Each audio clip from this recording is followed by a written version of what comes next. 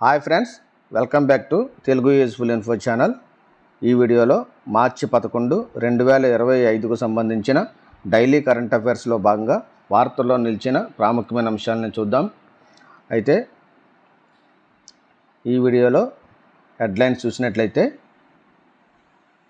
India Kyrgyzstan joint exercise Kanjar, అట్లాగే project Monitoring group, అలాగే టైంకు మాత్రలు అందించే డిస్పెన్సర్, ఐఫా అవార్డులు, అస్సాం రాష్ట్రానికి సొంత ఉపగ్రహం, అలాగే ఆంధ్రప్రదేశ్ భూమి హక్కులు మరియు పట్టాదార పాస్బుక్ చట్టం, అలాగే మంటాడా టు మ్యాన్ హ్యాటన్ పుస్తకం, అలాగే భారతదేశం రెండవ అతిపెద్ద ఆయుధ దిగుమతిదారు SIPRI. ఈ విషయాన్ని ఈరోజు చర్చిద్దాం. అయితే మొట్టమొదటి అంశమైనటువంటి India Kyrgyzstan joint exercise Khanjar గురించి చూద్దాం. India Kyrgyzstan joint exercise special forces exercise అనేది కంజర్ 12వ ఎడిషన్ మార్చి 10 నుండి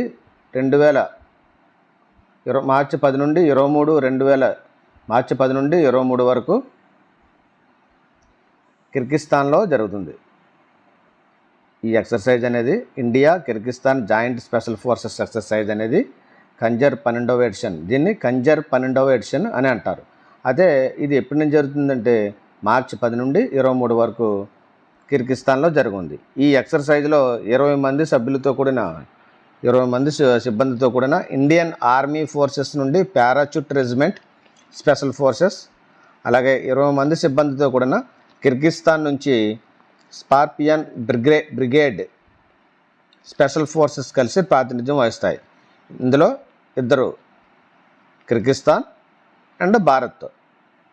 అయితే భారత్ నుంచి 20 మంది సిబ్బందితో కూడిన ఆర్మీ ఫోర్సెస్, అలాగే కిర్గిస్తాన్ నుండి 20 మంది సిబ్బందితో కూడిన స్కార్పియన్ బ్రిగేడ్ స్పెషల్ ఫోర్సెస్ పాల్గొంటారు. ఇకపోతే ఈ ఎక్సర్సైజ్ ఇరు దేశాల మధ్య 2011 నుంచి నిర్వహిస్తున్నారు. ఈ ఎక్సర్సైజ్ అనేది ఇరు దేశాల మధ్య ఏ సంవత్సరం నుంచి నిర్వహిస్తున్నారు అని అడిగితే కనుక 2011 నుంచి అని తప్పనిసరిగా బిట్ ఆన్సర్ పెట్టాలి. ఇకపోతే 2024లో ఈ ఎక్సర్సైజ్ భారత్లోని హిమాచల్ ప్రదేశ్లో బక్కులో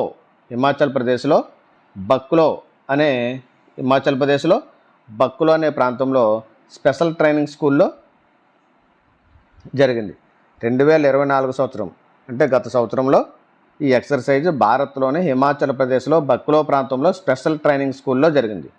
ఈ విన్యాసాల లక్ష్యం ఏంటంటే ప్రత్యేక దళాల శిక్షణ, కేంద్ర ప్రాంతాల్లో సైనిక చర్యలకు కావాల్సిన నైపుణ్యత, అధునాతన సాంకేతికతల్లో రక్షణ రంగ నైపుణ్యత తదితర ద్వైపాక్షిక సహకారాలను ఈ విన్యాసం ద్వారా బలోపేతం చేయడం. ఓకే, కంజర్ అనగా ఒక బాకు లాంటి ఆయుధం.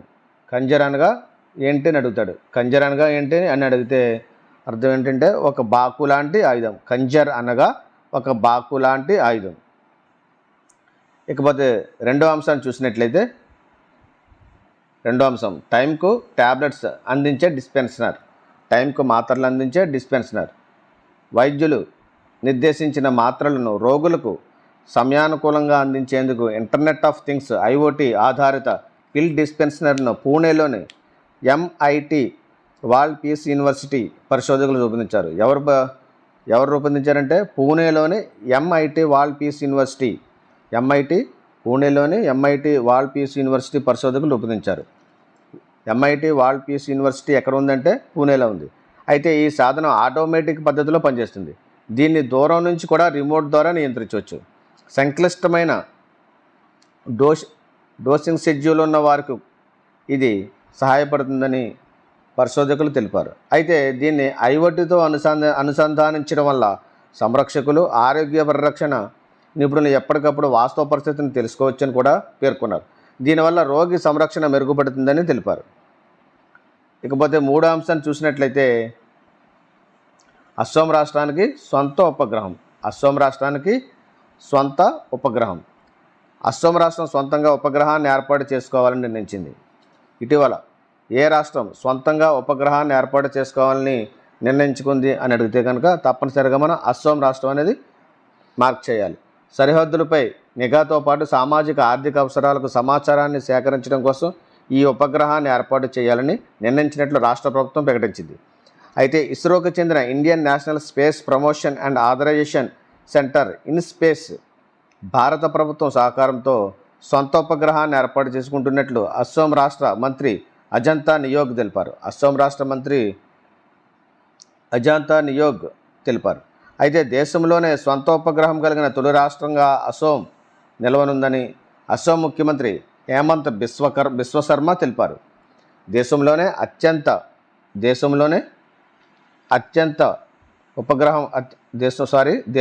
సొంత ఉపగ్రహం కలిగిన తొలి రాష్ట్రంగా అస్సోం నిలవనుందని అస్సోం ముఖ్యమంత్రి హేమంత్ బిశ్వశర్మ తెలిపారు.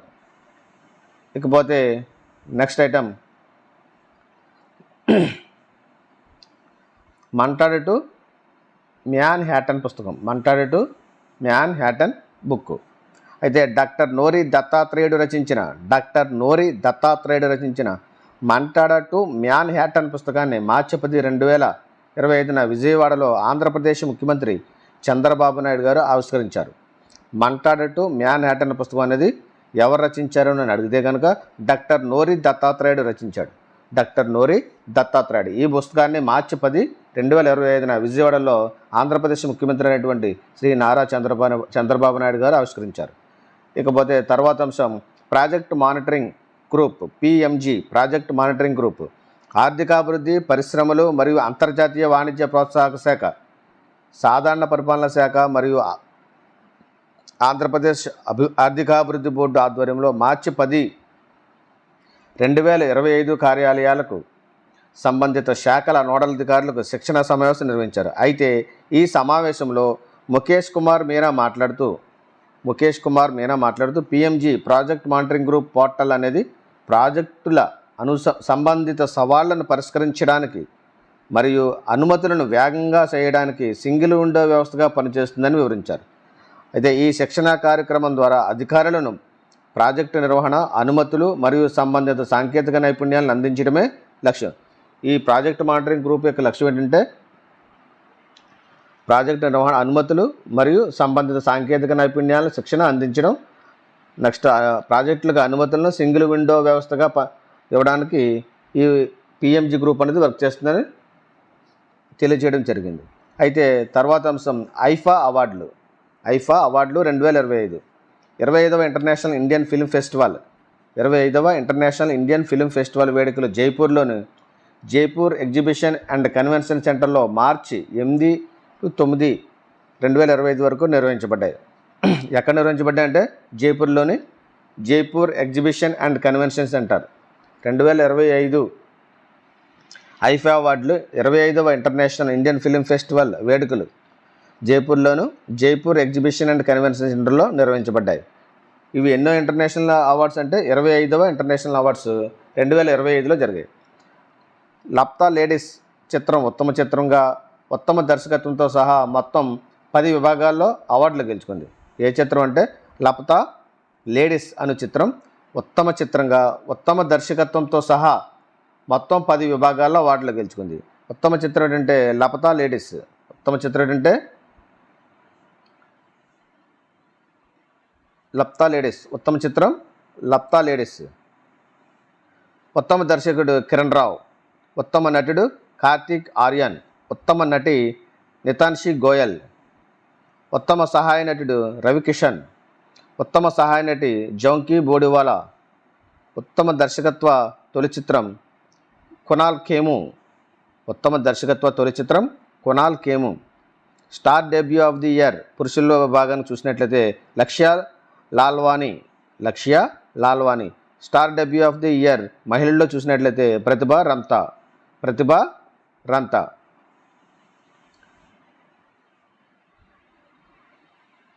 ఓకే. ఉత్తమ సంగీత దర్శకుడు రామ్ సంపత్.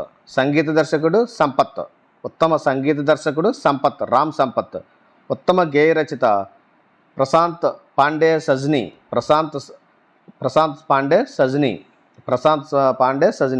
ఉత్తమ గాయకుడు జుబిన్ నౌటియల్. ఉత్తమ గాయని శ్రేయా ఘోషాల్. ఉత్తమ కథ చూసినట్లయితే బిప్లబ్ గోస్వామి. ఉత్తమ స్క్రీన్ ప్లే అవార్డు ఎవరికి ఇవ్వబడిందంటే స్నేహా దేశాయ్. ఉత్తమ ఎడిటింగ్ జాబిన్ మర్చెంట్. ఉత్తమ సినిమాటోగ్రఫీ రఫే మొహమ్మద్. ఉత్తమ కొరియోగ్రఫీ బోస్కో సీజర్. ఇకపోతే తర్వాత వార్తల్లో నిలిచిన అంశం ఏంటంటే చిన్న మధ్య తరహా సంస్థలకు ఐపీఓ నిబంధనలు కఠినతరం. చిన్న మధ్య తరహా సంస్థలకు ఐపీఓ నిబంధనలు కఠినతరం. చిన్న మధ్య తరహా సంస్థల ఐపీఓ నిబంధనలు మార్కెట్ల నియంత్రణ సంస్థ సెబీ కఠినతరం చేసింది. ఐపీఓ అంటే ఇనీషియల్ పబ్లిక్ ఆఫరింగ్, స్టాక్ మార్కెట్కు సంబంధించిన పదం. ఈ ఐపీఓ అనే పదం స్టాక్ మార్కెట్కు సంబంధించిన పదం. ఈ స్టాక్ మార్కెట్లని ఎవరు అండర్ కంట్రోల్లో ఉంటుందంటే సెబీ కంట్రోల్లో ఉంటుంది. ఈ స్టాక్ మార్కెట్లని సెబీ కంట్రోల్ చేస్తుంది.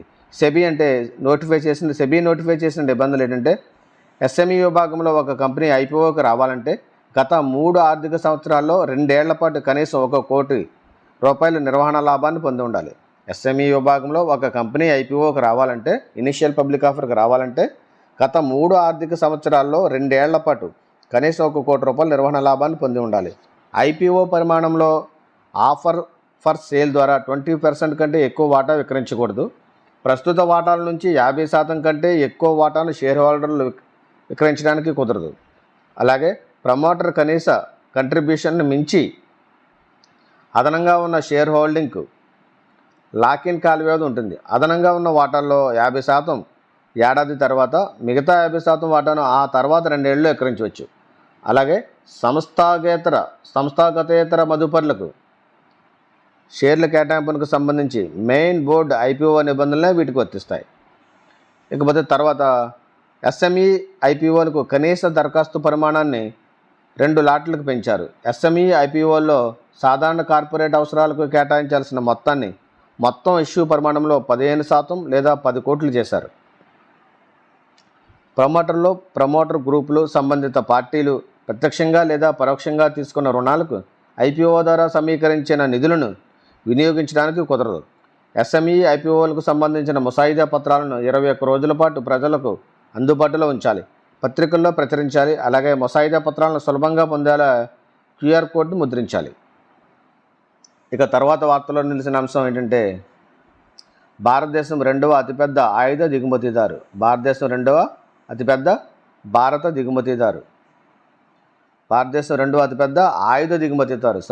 ఆయుధ దిగుమతిదారు. Stockholm International Peace Research Institute నివేదిక ప్రకారం 2020-24లో ప్రపంచ ఆయుధ దిగుమతుల్లో భారతదేశ వాటా 8.3%కి పడిపోయింది. అయితే ఉక్రెయిన్ తర్వాత ఇది రెండవ అతిపెద్ద ఆయుధ దిగుమతిదారుగా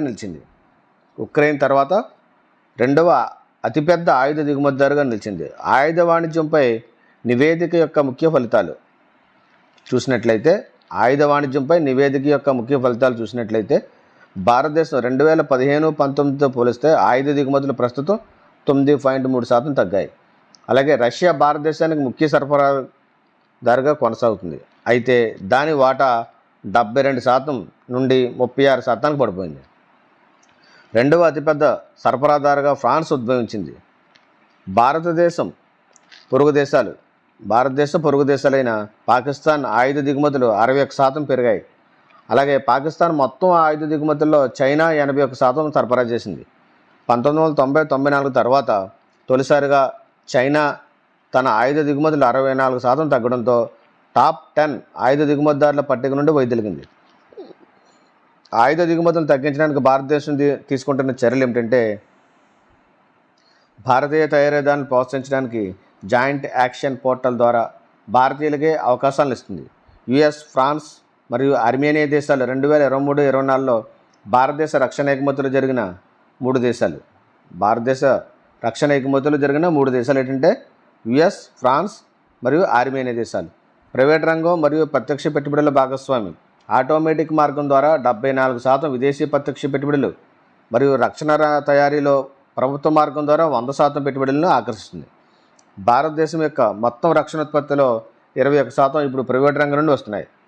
భారతదేశం యొక్క మొత్తం రక్షణ ఉత్పత్తిలో 21% ఇప్పుడు ప్రైవేట్ రంగం నుండి వస్తున్నాయి. రక్షణ ప్రభుత్వ రంగ యూనిట్లు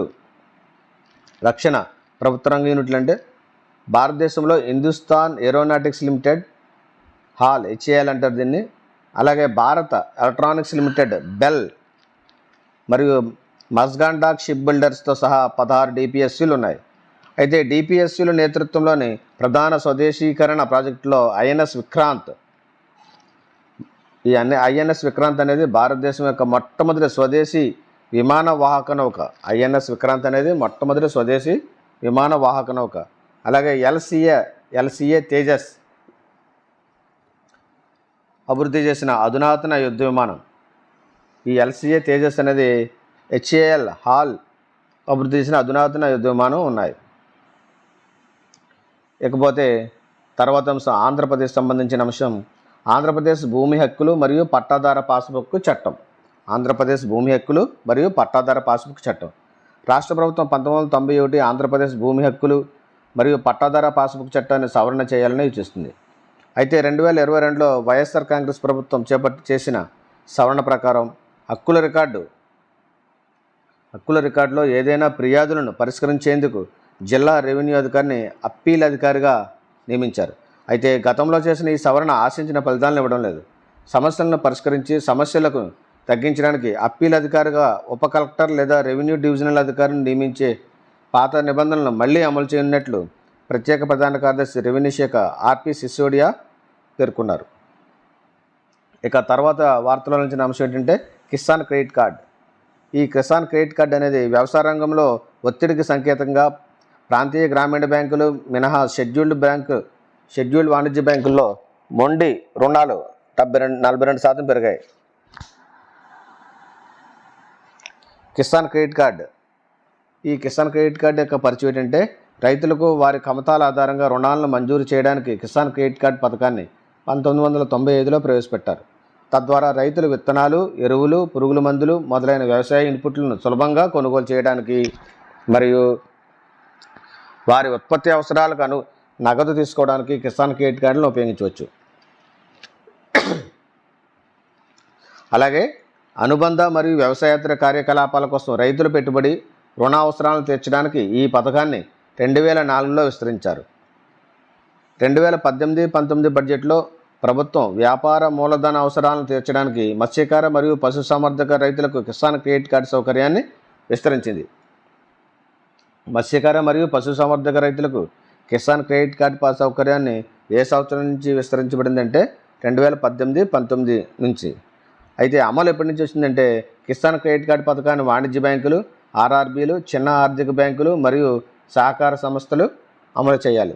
లక్ష్యం ఏంటంటే ఈ కిసాన్ క్రెడిట్ కార్డు యొక్క లక్ష్యం ఏంటంటే కిసాన్ క్రెడిట్ కార్డు పథకాన్ని వాణిజ్య బ్యాంకులు కిసాన్ క్రెడిట్ కార్డు పథకం రైతులకు వారి సాగు మరియు ఇతర అవసరాల కోసం సరళమైన మరియు సరళీకృత విధానంతో ఒకే విండో కింద బ్యాంకింగ్ వ్యవస్థ నుండి తగినంత మరియు సకాలంలో రుణ సదుపాయాన్ని అందించడం లక్ష్యంగా పెట్టుకుంది. అవి పంటల సాగు కోసం స్వల్పకాలిక క్రెడిట్ అవసరాలు తీర్చడానికి, అలాగే పంటల తర్వాత ఖర్చులు, ఉత్పత్తి మార్కెటింగ్ రుణం, రైతుల కుటుంబం యొక్క వినియోగ అవసరాలు, వ్యవసాయానికి సంబంధించిన వ్యవసాయ ఆస్తులు మరియు కార్యకలాపాల నిర్వహణ కోసం పని మూలధనం, వ్యవసాయం మరియు అనుబంధ కార్యకలాపాలకు పెట్టుబడి క్రెడిట్ అవసరం.